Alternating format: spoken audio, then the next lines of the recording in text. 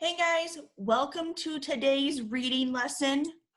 Before I start the lesson, day 4 of really bad corny jokes. Okay, so what's the difference between a piano and a fish? You can't tune a fish. You guys get it? Because you can tune a piano, but you can't tune a fish? I'm sorry, that was a bad one, but I thought it was funny. Okay, so our lesson today is just we have one more story to finish up with Sir Gus. There's no phonics piece to it today. We are just going to finish up this last story with Sir Gus, and we're going to do a race question with this story. So out of your packets, the reader's response, if you still have one of those race papers left over, you can do that. Grab that out. If not, if you don't have one of these raised papers left over, you can go ahead and just use that notebook I sent you guys, and we can make a chart. I've got a chart to show you how you can make that. Okay, so what I'm going to do is I'm going to read the story to you guys. We'll go over how to do race again. I'll give you the question. I'll help you restate the question, and then I'm going to have you guys answer, cite, and then end the race question on your own, okay? So this is what your reading homework will be this week, is I want to see you guys answer that race question and let me see your responses, okay? So our I can statements today is I can read a grade level text and I can answer a short response question using race. Okay, let me go ahead and make our PowerPoint nice and big for you guys. Okay, so our story today is called The Final Battle. Sir Gus and his men rode north. They reached the old stone bridge just as the sun began to set. There they rested. Meanwhile, the Black Knight waited in the fields of the west. He had taken Sir Tom and Sir Ed prisoner. He was sure King Alfred would send the rest of his army to try to free them. He was sure that King Alfred's army would come charging across the shallow waters of the misty river and attack him in the fields of the west. Remember, Sir Gus did not want to go across the river because he didn't know how to swim. So he had his portion of the army ride all the way up north to the old stone bridge. The Black Knight placed his men along the banks of the river. He kept them on high alert all day. They waited and waited, but King Alfred's army never came. Late in the afternoon, the Black Knight told his men to stand down. It appears that King Alfred has given up, he told his men. Let us march back to the palace. Then he spoke to his prisoners, Sir Tom and Sir Ed. King Alfred must not care about you, said the Black Knight. We will take you back to King Henry and let him decide what to do with you. The Black Knight and his men began their march. They felt the fighting was finished. They took off their helmets. They tossed their shields and weapons into the supply wagons. The men began to smile and relax and pat each other on the back. They were not expecting what happened next. All right, guys, make a prediction. Pause the video. What do you think is going to happen next? Sir Gus and his men charged at them. This was as much of a shock for Sir Gus as it was for the Black Knight.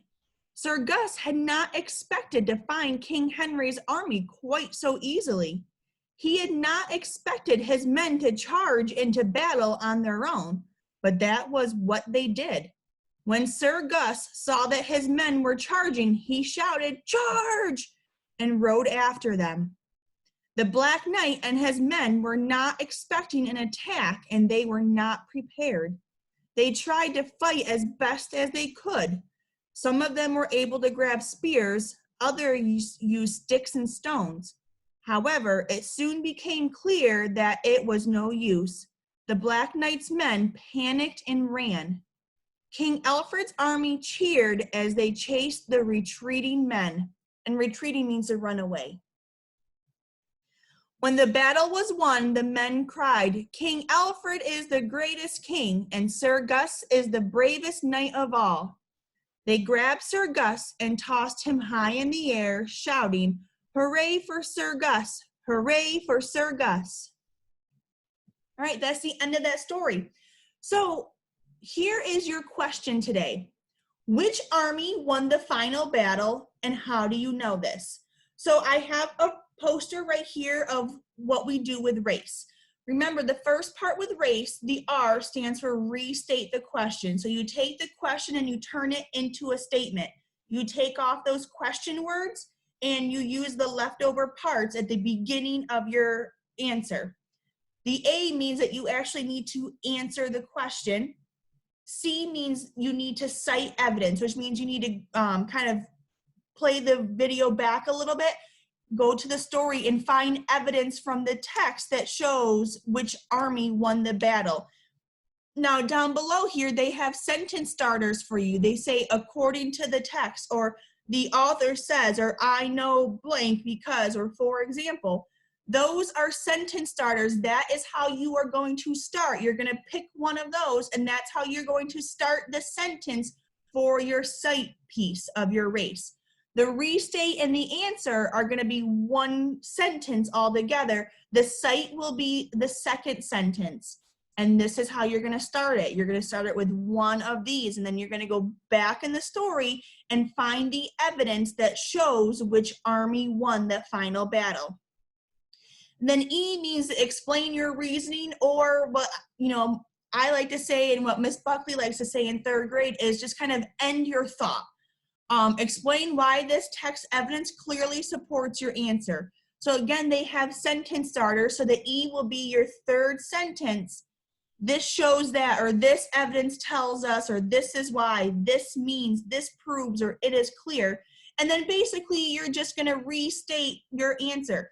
This shows that the blank army won the final battle.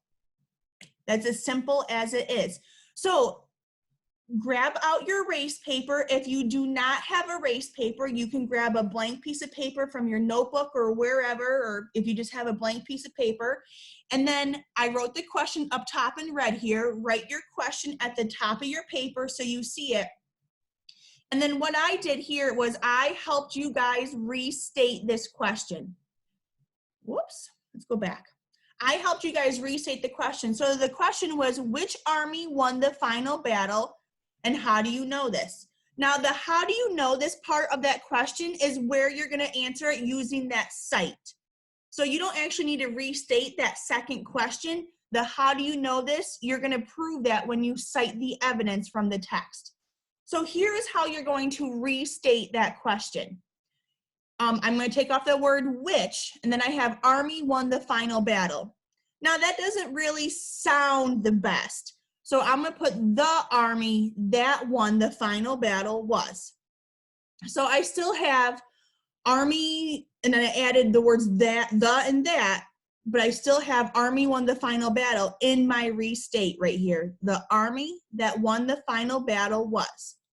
So you guys can go ahead and copy down that restate. I want you then to answer. Just tell me which king's army won the battle. All you have to do is write that right here in the answer. And then go back. Remember, play the video back. Go back to the story. Find in the text. That's why I always include the writing and the illustration for the story, so you guys can go back and find the evidence in the text. Find the evidence that proves which army won, and then end your thought. Remember, this is your reading homework for this week, so let me see what you guys do. When you're done filling out your chart, remember, on the back or on the bottom, wherever there's room, take your sections here and then just rewrite them at the bottom so it's one sentence. It looks like a paragraph. All right, guys, I hope you have a fantastic day. Remember, if you have any jokes, send them to me. All right, guys, I'll talk to you later. Bye.